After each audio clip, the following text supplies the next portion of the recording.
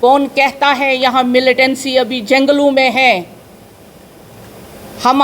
میں security forces کو یہاں سے کہنا چاہوں گی، اپنی یونیفارم کو کہنا چاہوں گی، اپنے ہندوستان کے پرائم منسٹر کو اور ہوم منسٹر کو کہنا چاہتی ہوں یہاں سے آپ کے ذریعے سے، سر ملیٹنٹ یہاں پہ جنگلوں میں نہیں ہیں، پار سے نہیں آ رہے ہیں، یہ گنڈے ہیں جنہوں نے آج پتھر سے ایمبلم توڑا۔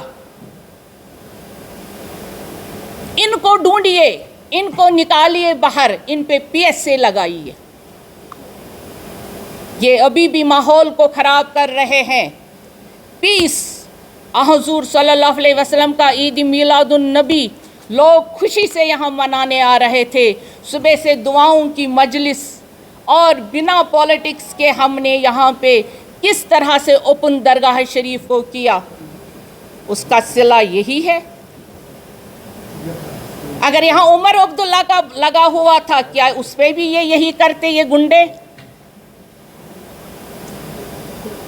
ان کو یہ برداشت ہی نہیں ہوا کہ کوئی ان کے بغیر بھی کام کر سکتا ہے، اور وہ بھی کام جو سراہنے ہیں، جس کو ہر طرف سے واہوائی ہے، نہ صرف کشمیر سے بلکہ پورے ہندوستان بھر سے، بلکہ پورے جو باہر اوورسیز ہمارے لوگ بیٹھے ہوئے ہیں، وہ اس چیز کو کہتے ہیں پہلی بار ونڈر ہوا، پہلی بار عجوبہ ہوا، کیونکہ درگاہ کو عبادت گاہ کی طرح سجایا گیا۔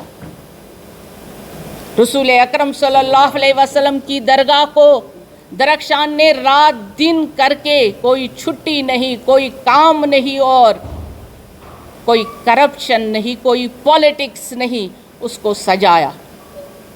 ایک منسٹر آف اسٹیٹ کون سا نقشہ لگائے گی؟ کیا آپ کانسٹیٹیوشن آف انڈیا کو نہیں مانتے ہیں؟ اور آپ کس کو بت کہہ رہے ہیں جو آپ نے ابھی ٹویٹ کیا ہے؟ کیا آپ نے کبھی اپنے چیف منسٹر سے پوچھا ہے وہ کیا ہیں؟ کیا آپ نے فاروق عبداللہ صاحب سے کبھی پوچھا ہے وہ کیا کر رہے ہیں؟ جس طرح سے کلاؤڈ برسٹ ہوتا ہے، آج میں ویسے ہو گئی ہوں۔ میں نے ان 3 سالوں میں جو سہا ہے ان کا زہر، افسوس ہے مجھے ان جو خود کو کہتے ہیں الیکٹڈ ریپریزنٹیٹیوز، لوگوں کا غمخوار، اور دین ان کو تو معلوم ہی نہیں ہے دین کسے کہتے ہیں۔ انہوں نے پہلے بھی گنڈا گردی یہاں کشمیر میں رکھی تھی، اور ان کی گنڈا گردی 35 سال چلی۔ انہوں نے گھر میں ملٹنٹ پال کے رکھے تھے، دہشت گرد پال کے رکھے تھے، آج وہی دہشت گرد درگاہ میں آ گئے۔ میں اپنے ڈی جی صاحب، ایل جی صاحب اور ہوم منسٹر صاحب کو یہ کہنا چاہوں گی کہ ان میں سے ایک بندے کو بھی بخشا نہ جائے۔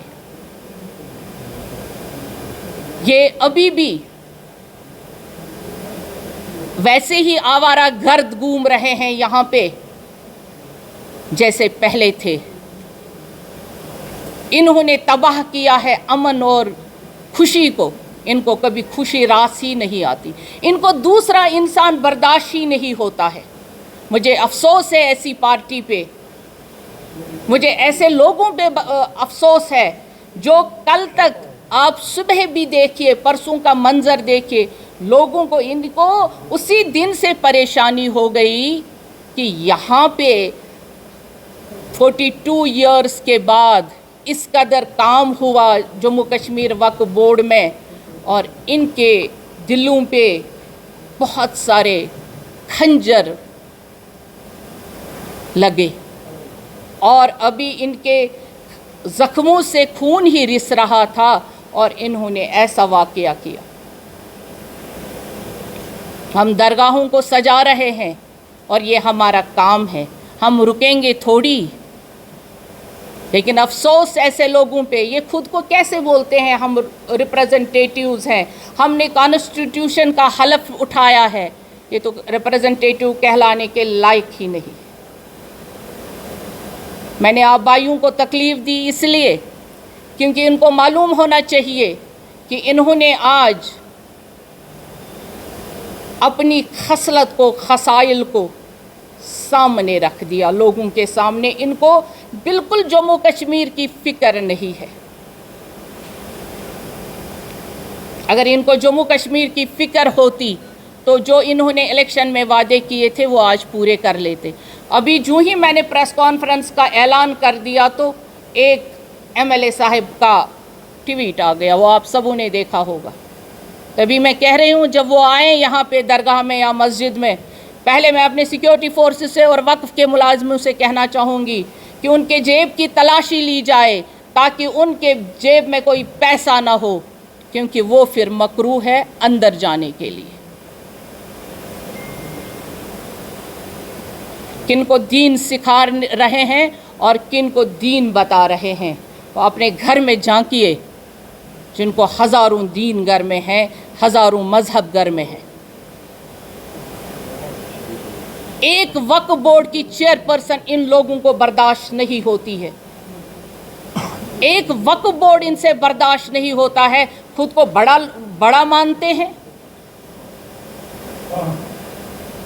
जो काम करता है वो तो इनके गले से उतर ही नहीं रहा है।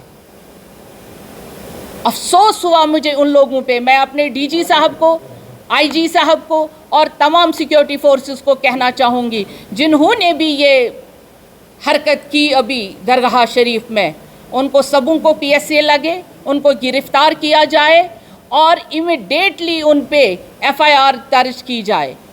अदरवाइज़ मैं भूख हड़ताल पे बैठूंगी। और जिस असेंबली मेंबर ने ये ट्वीट किया उस पे भी FIR लगनी ज़रूरी है, क्योंकि इससे पूरा पता चलता है ये उसी के गुंडे हैं।